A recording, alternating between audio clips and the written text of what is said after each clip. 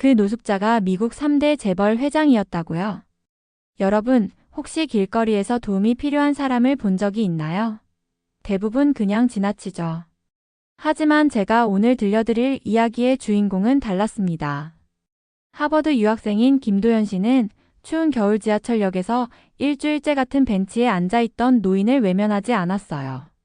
그저 따뜻한 한식 도시락 하나를 건넸을 뿐인데 그 노인의 정체가 밝혀지면서 도연 씨의 인생이 완전히 바뀌게 됩니다. 과연 그 노인은 누구였을까요? 본 영상은 개인정보 보호를 위해 스토리를 재구성한 이야기입니다. 여기서 잠깐. 여러분들의 구독과 좋아요는 대한민국의 위대함을 널리 알리는 큰 힘이 됩니다. 저는 김도연입니다. 하버드 공공행정대학원에서 석사과정을 밟고 있는 한국 유학생이죠. 2024년 12월 보스턴에는 기록적인 한파가 몰아쳤어요. 영하 15도를 밑도는 추위에 거리는 얼어붙었고 사람들은 모두 서둘러 집으로 향했습니다. 그런데 매일 지하철역을 오가면서 이상한 광경을 목격했어요. 플랫폼 끝 벤치에 앉은 노인이 계속 같은 자리에 있는 거예요. 처음엔 그냥 지나쳤죠. 하지만 이틀, 사흘이 지나도 같은 자리에 있더라고요. 일주일째 되던 날 도저히 그냥 지나칠 수가 없었습니다. 노인은 낡은 코트를 입고 있었는데 그 코트마저 추위를 막기엔 너무 얇아 보였어요. 손은 파랗게 얼어 있었고 입술은 바들바들 떨고 있었죠. 그날 저는 아르바이트를 마치고 집으로 가는 길이었어요. 손에는 배달하고 남은 한식 도시락이 하나 있었죠. 평소라면 그걸 내 저녁으로 먹을 텐데 그 순간 노인의 모습이 마음에 걸렸습니다. 할아버지, 이거 드세요. 저는 따뜻한 도시락을 노인에게 건넸어요. 김치찌개와 밥, 그리고 밑반찬이 들어있는 도시락이었죠. 노인은 도시락을 받아들고는 뚜껑을 열어봤습니다. 그런데 그 순간 놀라운 일이 일어났어요. 노인의 눈에서 눈물이 흘러내리기 시작한 거예요. 이 냄새. 에밀리가 좋아하던 냄새인데. 노인은 작은 목소리로 중얼거렸습니다. 에밀리가 누구인지는 모르겠지만 그 이름을 부를 때 노인의 표정에는 깊은 그리움이 담겨 있었어요. 천천히 드세요. 아직 따뜻할 거예요. 제가 말하자 노인은 고개를 끄덕이며 젓가락을 들었습니다. 그 모습을 보니 마음이 뭉클해졌어요. 언제 마지막으로 따뜻한 밥을 먹어봤을까 하는 생각이 들었거든요. 그날 이후로 저는 매일 그 노인을 찾아뵙게 됐습니다. 아르바이트를 마치고 집으로 가는 길에 항상 도시락을 하나씩 챙겨가곤 했어요. 처음엔 그냥 불쌍해서 시작한 일이었는데 시간이 지나면서 노인과 대화를 나누게 됐죠. 하버드에서의 생활은 정말 빠듯했습니다. 장학금을 받고 있다고는 하지만 생활비까지 모두 해결해주는 건 아니었거든요. 낮에는 수업을 듣고 밤에는 한식 도시락 배달 아르바이트를 했어요. 주말에는 사무실 청소 일도 했죠. 하루에 서너 시간밖에 잠을 못 잘 때도 많았습니다. 동기들은 제 상황을 잘 몰랐어요. 아니, 알려고 하지도 않았죠. 김도연은 또 어디 갔나? 요즘 스터디 그룹에도 안 나오네. 한국 유학생들은 다 그래. 스펙 쌓기에만 바쁘다니까. 이런 식으로 뒤에서 수근거리는 소리가 들렸어요. 하지만 뭐라고 해명할 수도 없었죠. 아르바이트 때문에 바쁘다고 말하면 더 이상한 시선으로 볼 테니까요. 그래도 공부는 포기할 수 없었습니다. 새벽 4시에 일을 마치고 집에 돌아와서도 책을 펼쳤어요. 커피로 잠을 쫓아가며 과제를 했죠. 다행히 노력의 결과가 나타났습니다. 중간고사에서 전체 1등을 했어요. 교수님도 깜짝 놀라셨죠. 도연 씨 정말 대단해요. 이런 성적은 처음 봅니다. 윌슨 교수님은 저를 따로 부르셨어요. 혹시 졸업 후 진로 계획이 있나요? 제가 추천서를 써드릴 수 있습니다. 교수님의 말씀에 가슴이 두근거렸어요. 하지만 동시에 걱정도 됐죠. 과연 제가 그런 기회를 받을 자격이 있을까 하는 생각이 들었거든요. 그런 와중에도 노인을 찾아뵙는 건 빼먹지 않았습니다. 아무리 바빠도 아무리 피곤해도 그 약속만은 지켰어요. 어느 날 노인에게 평소와 다른 변화가 있었습니다. 제가 목에 하고 있던 네잎클로버 펜던트를 보고 갑자기 멈칫한 거예요. 그것 어디서 구했나요? 노인의 목소리에 떨림이 있었어요. 평소와는 다른 진지한 표정이었죠. 아, 이거요? 어머니가 주신 거예요. 행운을 가져다 준다고 하셔서 늘 차고 다녀요. 제가 대답하자 노인은 한참 동안 그 펜던트를 바라봤습니다. 그러더니 갑자기 손으로 머리를 감싸며 괴로워하기 시작했어요. 그걸 내 딸이 늘 갖고 다녔었는데 할아버지 괜찮으세요? 저는 급히 노인을 부축했습니다. 노인은 계속 중얼거렸어요. 에밀리가 그런 걸 좋아했는데 아니야, 내가 왜 여기 있지? 여기가 어디지? 노인은 갑자기 주변을 둘러보며 불안해하기 시작했습니다. 마치 처음 이곳에 온 것처럼 말이에요. 할아버지, 병원에 가보시는 게 어떨까요? 제가 제안하자 노인은 고개를 끄덕였어요. 저는 급히 노인을 부축해서 가장 가까운 병원으로 향했습니다. 응급실에서 의사의 진료를 받은 결과는 충격적이었어요. 환자분이 최근에 교통사고를 당하신 것 같습니다. 머리에 외상 흔적이 있고 단기 기억상실 증세를 보이고 있어요. 의사는 CT 촬영 결과를 보여주며 설명했습니다. 뇌진탕으로 인한 일시적인 기억상실일 가능성이 높습니다. 시간이 지나면서 기억이 돌아올 수도 있어요. 그제서야 노인의 상황을 이해할 수 있었습니다. 왜 계속 같은 자리에 앉아 있었는지, 왜 가끔 혼란스러워했는지 말이에요. 할아버지, 가족분들에게 연락을 드려야 할 것 같은데요. 제가 말하자 노인은 머리를 감싸며 고개를 저었어요. 모르겠어요. 아무것도 기억이 안 나요. 며칠 후 노인에게 변화가 생겼습니다. 기억이 조금씩 돌아오기 시작한 거예요. 하지만 여전히 대부분의 것들은 혼란스러워했죠. 젊은이, 부탁이 있는데요. 어느 날 노인이 저를 불렀어요. 제가 갖고 있던 가방이 있는데 그 안에 뭐가 있는지 좀 봐주실 수 있나요? 제가 보면 자꾸 머리가 아파서요. 노인은 작은 가죽 가방을 건네주었습니다. 꽤 고급스러워 보이는 가방이었어요. 가방을 열어보니 몇 가지 물건들이 들어 있었습니다. 지갑, 약통, 그리고 명함 몇 장이 있었어요. 그런데 그 명함 중 하나를 보고 저는 깜짝 놀랐습니다. 리처드 윈슬로 그룹 창업 회장. 윈슬로 그룹이라니요. 미국 3대 재벌 중 하나였어요. 석유, 부동산, 테크놀로지 등 다양한 사업을 하는 거대한 기업이죠. 할아버지, 혹시 성함이 리처드 윈슬로세요? 제가 조심스럽게 물어보자 노인은 잠시 생각에 잠겼습니다. 리처드 윈슬로. 그게 내 이름인가요? 이 명함에 그렇게 적혀 있어요. 명함을 보여드리자 노인은 한참 동안 그것을 바라봤습니다. 맞는 것 같기도 하고. 잘 모르겠어요. 저는 급히 인터넷으로 윈슬로 그룹을 검색해 봤습니다. 그런데 정말 놀라운 사실을 발견했어요. 윈슬로 그룹 창업 회장 리처드 윈슬로 실종. 가족들 수소문 중. 뉴스 기사였습니다. 한 달 전부터 리처드 윈슬로 회장이 실종됐다는 내용이었어요. 사진도 함께 나와 있었는데 바로 제가 지난 몇 주간 돌봐드린 그 노인이었습니다. 심장이 쿵쿵 뛰었어요. 제가 그냥 불쌍한 노숙자라고 생각했던 분이 미국 3대 재벌의 회장이었다니요. 기사를 더 읽어보니 리처드 윈슬러 회장은 10년 전 교통사고로 딸을 잃고 큰 상처를 받았다고 나와 있었습니다. 딸의 이름이 에밀리였어요. 노인이 자주 불렀던 그 이름이었죠. 할아버지, 아니, 회장님. 저는 어떻게 불러야 할지 몰라 머뭇거렸습니다.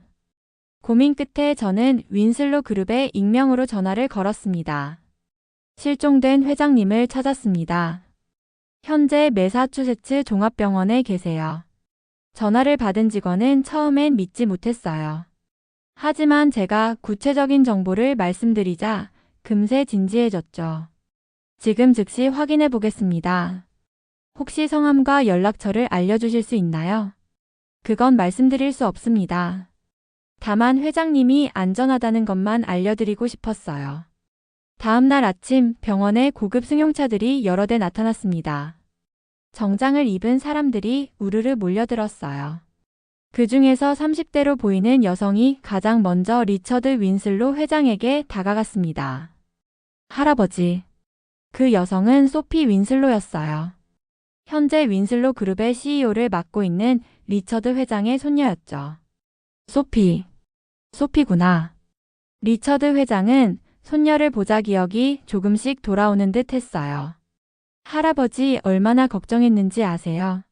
어떻게 이런 일이? 소피는 눈물을 흘리며 할아버지를 꼭 안았습니다. 저는 조용히 그 광경을 지켜봤어요. 가족의 재회를 방해하고 싶지 않았거든요. 할아버지를 돌봐주신 분이 누구세요? 소피가 병원 관계자에게 물었습니다. 익명으로 신고해주신 분이 있다고 들었는데 정확한 신원은 모르겠습니다. 저는 그 자리를 조용히 빠져나왔어요. 이제 리처드 회장이 가족의 품에 돌아갔으니 제 역할은 끝났다고 생각했거든요. 며칠 후 윈슬로 그룹에서 채용 공고가 났습니다. 제가 전공한 공공행정 분야의 신입사원을 뽑는다는 내용이었어요. 지원해볼까? 하지만 윈슬로 그룹 같은 대기업에 제가 들어갈 수 있을까 하는 생각이 들었죠. 그래도 한번 도전해보자는 마음으로 지원서를 넣었습니다. 놀랍게도 서류 전형에 합격했어요. 면접 날짜가 잡혔죠. 면접 당일 윈슬로 그룹 본사 건물에 갔습니다. 정말 웅장한 건물이었어요. 저 같은 사람이 여기서 일할 수 있을까 하는 생각이 들 정도였죠. 면접실에 들어가자 몇 명의 임원들이 앉아 있었습니다. 그런데 그 중에 익숙한 얼굴이 보였어요. 당신이 내 은인이었군요. 바로 리처드 윈슬로 회장이었습니다. 면접이 끝난 후 리처드 회장은 저를 따로 불렀습니다. 도연 씨, 당신이 저를 도와주신 그분이 맞죠? 네, 맞습니다. 어떻게 아셨나요? 병원에서 명함을 받습니다. 그리고 나서 윈슬로 그룹에 연락을 드렸어요. 리처드 회장은 고개를 끄덕였어요. 당신이 없었다면 저는 아직도 길에서 헤매고 있었을 겁니다. 아니, 더 큰 일이 났을 수도 있었죠. 그냥 당연한 일을 했을 뿐입니다. 제가 대답하자 리처드 회장은 웃으셨어요. 당연한 일이라고요? 그 추운 날 매일 따뜻한 밥을 가져다 주는 게 당연한 일인가요? 회장은 제가 했던 모든 일들을 기억하고 있었습니다. 기억 상실이 있었는데도 말이에요. 의사 선생님 말로는 감정과 관련된 기억은 상대적으로 잘 남아있다고 하더군요. 당신의 따뜻함은 제가 절대 잊을 수 없는 기억이에요. 그 후 리처드 회장은 손녀 소피를 불렀습니다. 소피, 이 청년을 정식으로 채용하도록 하세요. 할아버지, 하지만 아직 면접 결과는 이미 나왔습니다. 이분은 제 생명을 구해주신 분이에요. 소피는 처음에 반발했어요. 실력이 아닌 다른 이유로 채용하는 것에 대해 우려했거든요. 할아버지, 회사는 감정으로 운영하는 게 아니에요. 감정이 아니라 인품을 보는 거야. 이 청년은 아무런 대가도 바라지 않고 저를 도와주었어요. 그런 사람이 우리 회사에 필요하다는 걸 모르겠나? 리처드 회장은 단호했습니다. 그리고 이건 단순한 채용이 아니에요. 이 청년의 가족들을 위한 장학금과 의료비, 주거비까지 모두 회사에서 지원하도록 하세요. 할아버지, 그건 너무. 내 집은 15%를 조건으로 걸겠습니다. 리처드 회장의 말에 소피는 할 말을 잃었어요. 윈슬로 그룹 지분 15%면 천문학적인 금액이었거든요. 할아버지, 제가 그런 걸 받을 수는 없어요. 저도 당황스러워서 말을 꺼냈습니다. 아니에요, 도연 씨. 이건 당신이 받을 자격이 있는 겁니다. 당신의 진심에 대한 보답이에요. 결국 저는 윈슬로 그룹의 CSR 부서에 정식으로 채용됐습니다. 기업의 사회적 책임을 담당하는 부서였죠. 첫 출근 날 동료들은 저를 신기하게 바라봤어요. 신입사원이 바로 중요한 프로젝트를 맡게 됐다는 소문이 돌았거든요. 도연 씨가 담당하게 될 프로젝트는 청년 사회공헌 프로젝트예요. 부서장이 설명해 주었습니다. 특히 어려운 환경에서도 열심히 공부하는 유학생들을 지원하는 프로그램을 만들어주세요. 제가 직접 경험했던 일들이 프로젝트의 바탕이 된 거였어요. 이건 저 혼자만의 기회가 아니에요. 저는 하버드 내 아시아 유학생들을 위한 장학기금 프로젝트를 기획했습니다. 제가 겪었던 어려움을 다른 학생들은 겪지 않았으면 하는 마음이었죠. 부모님께 소식을 전해드렸을 때 정말 기뻐하셨어요. 도연아, 정말 자랑스럽다. 내가 어려운 사람을 도운 게 이렇게 돌아온 거구나. 어머니는 전화기 너머로 눈물을 흘리셨어요.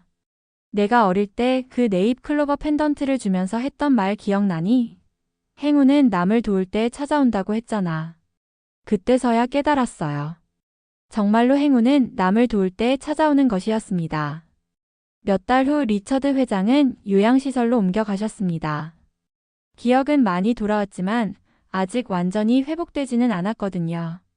저는 주말마다 회장을 찾아뵙곤 했어요.